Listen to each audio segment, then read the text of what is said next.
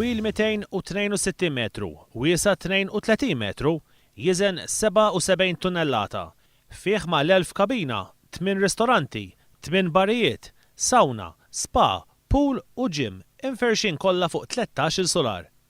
B'ekwipaġġ ta' 780 persuna dan huwa il-cruise liner Mein Schiff. Dan il-vapur se jkun qed joffri għażla bejn żewġ vaganzi jew lejn il-punent tal-Mediterran b'wafqa f'Monte Carlo, Ajaccio, Civitavecchia u Catania, jew inkella fil-Baħar Adriatiku b'wafqiet f'Dubrovnik, Kotor, Bari u Korfu. Tkellimna mal-kaptan tal-Mein Schiff Kellhom dwar x'għandu speċjali dan il-vapur.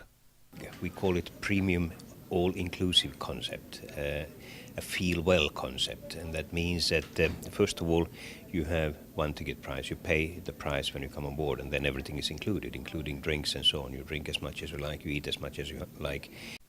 Mid-dsatax ta' Mejju dan il-vapur se jieqaf pajjiżna għal 22 darba u mistenni ġib lejna mal-50,000 turist. Il-kaptan jgħid li kollox jogħġbu Malta ħlief il-kanuni tal-barrakka ta' fuq. The only thing I don't like with Malta is that when we come in here you start shooting at us.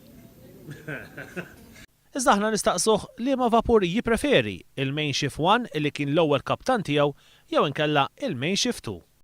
They are sisters. They are very much the same and alike. I don't want to say which one I like better. They're both nice ships.